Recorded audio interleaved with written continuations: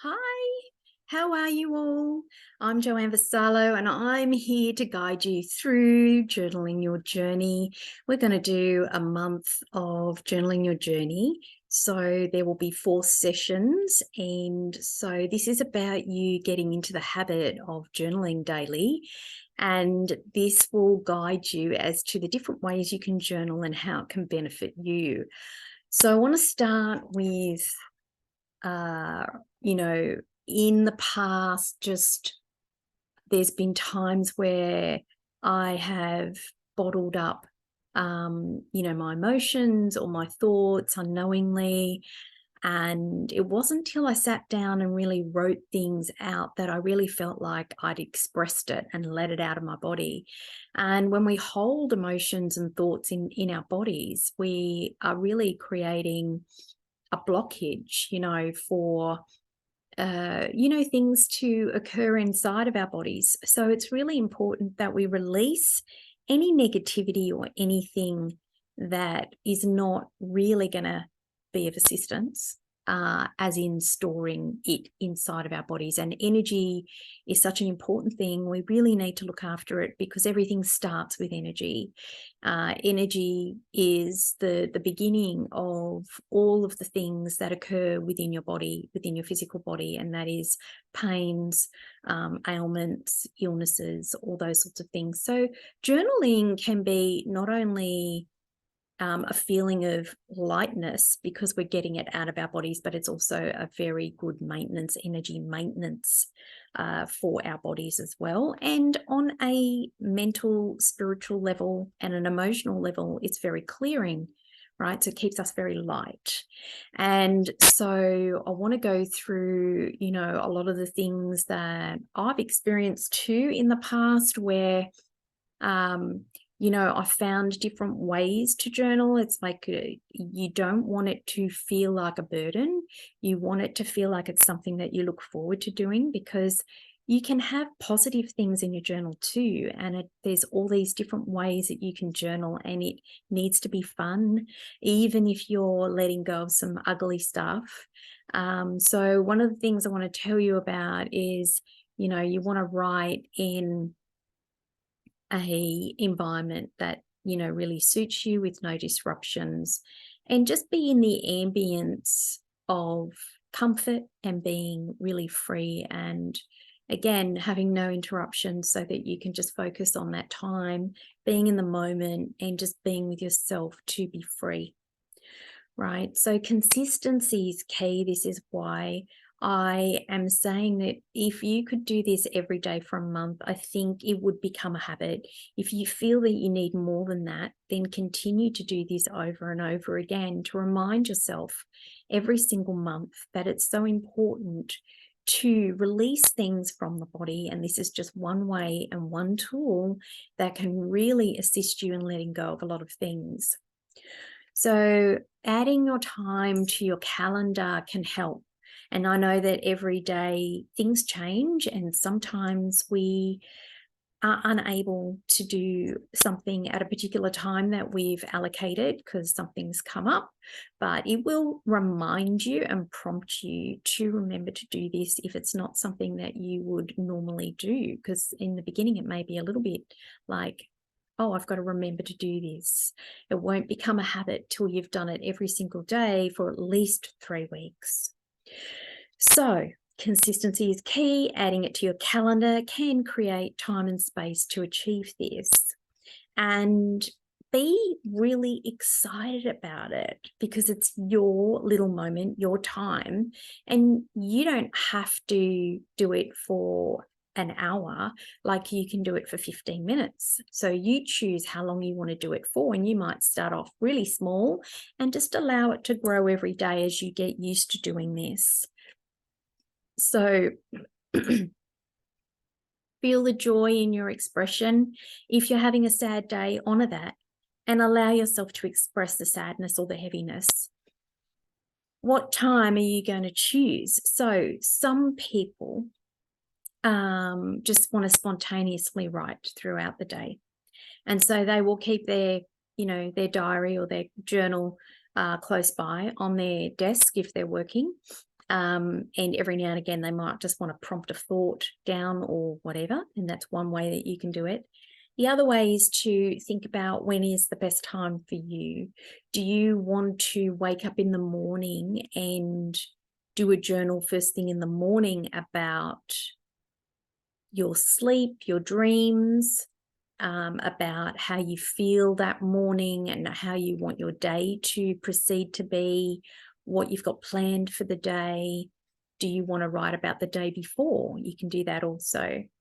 Or you can do it at nighttime before you go to bed, where you feel like you've just had a shower and you're settled and you're getting all cozy, and you have a moment to kind of review your day and think about everything that came up throughout the day, everything you experienced, and you can just write about your day.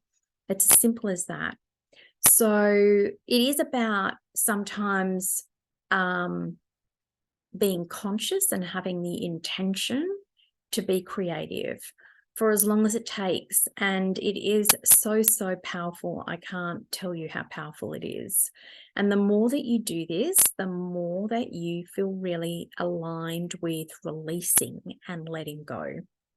And also just looking at your blessings, really acknowledging the gifts throughout the day, the little blessings, the little synchronicities that may have happened, the little signs that you're getting. So make sure that when you're doing this, that you're in a comfy space, that you have what you love in your space, that you feel good in your space, and that you have the tools if you want or need them to assist you. So those tools might be holding a crystal while you write, or it might be, having a cup of tea. It might be having a deck of cards to pull a card for your day or how you're feeling in that moment. It might be that you want to light a candle, or you want to play some soft music while you're writing.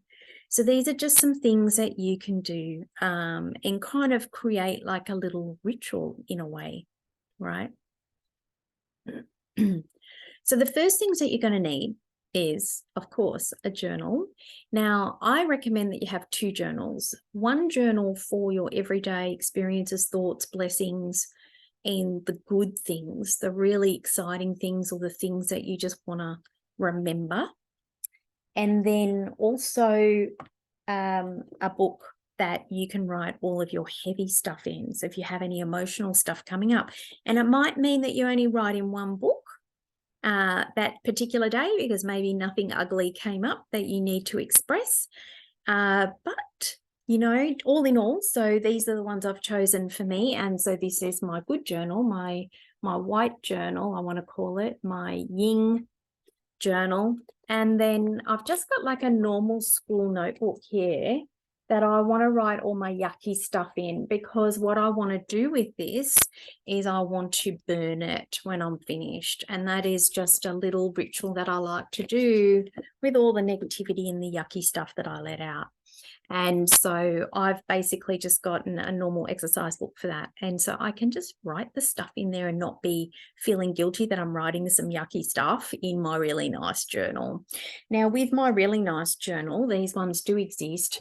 Inside, they don't actually have lines. So they have like grids. And it's a really great book, because you can still write words, and then you can also draw. You can scribble, you can, put pictures in your book. You can draw anything that you want in there.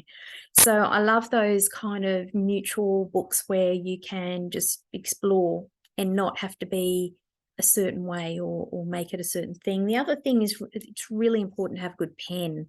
So this pen doesn't look like very much, but it's a beautiful felt pen that I love writing with. And I feel like it really flows. It's got a beautiful little felt tip, and it moves as I write, and I love writing with that pen. So you can have whatever pen, pencil that you like, texter, or whatever you want. You can add color to your pages. So the first thing you want to do when you're starting to get into the zone of writing in your journal is just make sure, again, that you're in this beautiful, comfortable space. And you want to start with holding the intention of your moment and what you're going to be doing in that time. And just centering yourself, just feeling really aligned with just the activity that you're about to do. And then grounding yourself, feeling really grounded and stable and calm, and doing some deep breaths before you start so that you can clear your mind and go back to whatever it is that you want to really express. So grounding, get comfortable in your space. Writing the date and adding that to the start of your expression and your writing is it's like a record, right? A collection, a record of your day, and knowing that that's when it happens. So it's really important to pop the date down. So you can write something like this. Today, on the 1st of February, 2023, I woke up with... So you can write the actions, the thoughts, the emotions, the connections, and the spiritual awareness around everything. It might mean that you want to recollect your dreams in the morning. It might mean that you want to go over the day before. So think about all the actions, the thoughts, the experiences, the emotions, the connections, and the spiritual awareness around all of that and what it meant to you. So that's a really great way to start. So today, on the whatever, you can start writing about that. You can, if it's in the evening, you can write today on the, the 1st of February 2023, I woke up, I started my day like this and this happened, I met up with this person, it was a wonderful experience, we spoke about this, we did this together, we laughed, we cried, and just share to yourself like you're speaking to somebody else. So, good or bad, there's no judgment. It doesn't really matter, right? So it's just really about getting it out of your body, out of your mind, making room in here, clearing that, making room in here and clearing that. Make sure that you have a beverage with you, whatever it is that you need. You can even think about having the 4 or the 5 elements around you. And this is something that I like to do.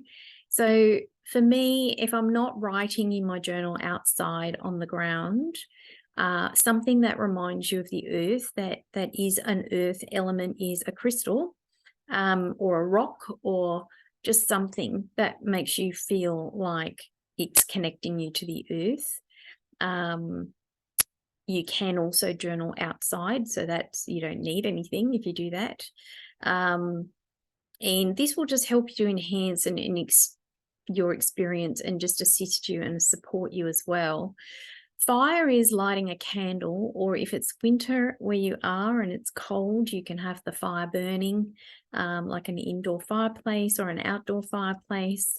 The air is basically having some sort of airflow, so the windows or the doors opened outside.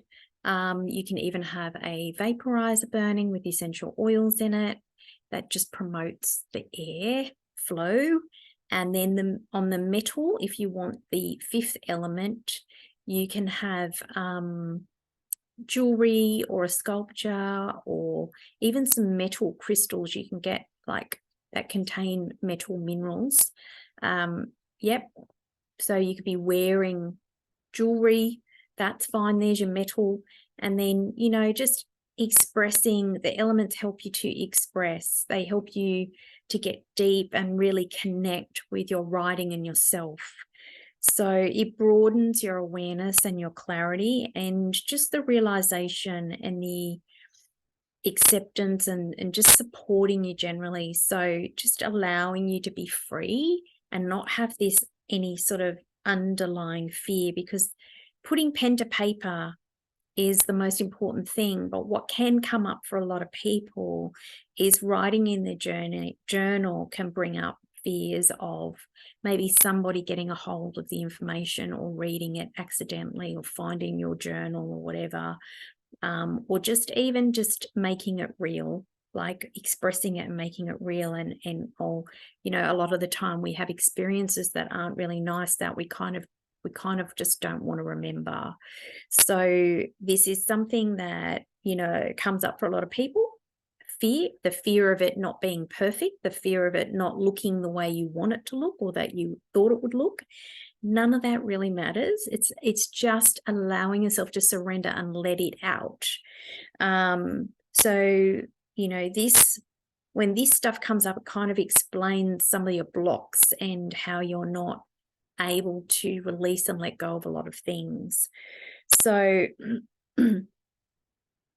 working with the five senses helps you to express yourself fully. And so when you're writing, it helps to think about those five senses and what they are.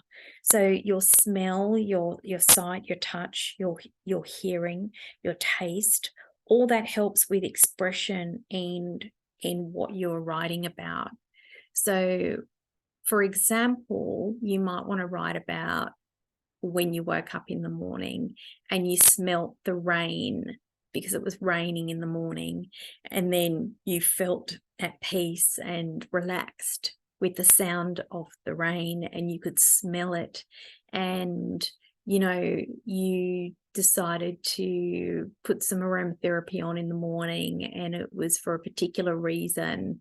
So just thinking about how that felt to have on your body, and it moisturized you, made you feel smooth and uplifted. And so it's really about expression, and writing with those five senses will help you to be really descriptive and really get the emotions out and the thoughts out that have just collected themselves right throughout the day, that sometimes we're even unaware of, that we have not really thought about. We kind of take for granted those five senses, right? And so here's a little example of one of my other diaries, journals, that I did some mantras. So I just repeated something that I wanted to write over and over again.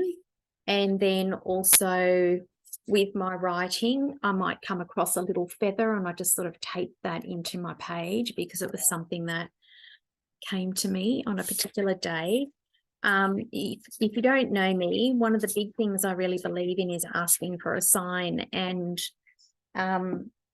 asking for a sign to come to you throughout the day to clarify something that maybe you have a little bit of doubt about, that you haven't made a decision on, or that you just need clarity on. And I tend to get like little things that might just be in my path, and I'll be aware of them, and then I'll write them down in my journal and express what that meant to me and what it clarified. And so that's another thing that you can do. The other thing is, again, pulling a card for the day and really just sharing what that message is for yourself each day and what that means. So this is a really good one to do in the morning if you want to know what your message is for the day and moving forward with that. So you can write down the card in your journal and what the meaning is and what you think that meaning is for you, what it's relating to for you in that time of your life, in that moment. So I hope that helps you. This is our day one, and it is also the first intro for our Journaling Your Journey. And on our second call, I will share more information about our journaling and how we can move forward in journaling our journey and really healing from the past, but also manifesting our future. So I can't wait to see you again. Hope you enjoyed that. Get started. Remember to do this daily. If you forget to do it during a day, just do it the next day. It's okay, as long as you keep picking it up and keep not putting pressuring on yourself, but just keep giving yourself the incentive to do this daily, you will see so many rewards, I promise you. So remember, you can do this in so many ways. Get some coloring pencils, get some textures, whatever it is that you need, and you can draw. You can do a meditation and journal. There's so many different ways, but I'll go more into that in our next class. Okay, bye for now. Enjoy.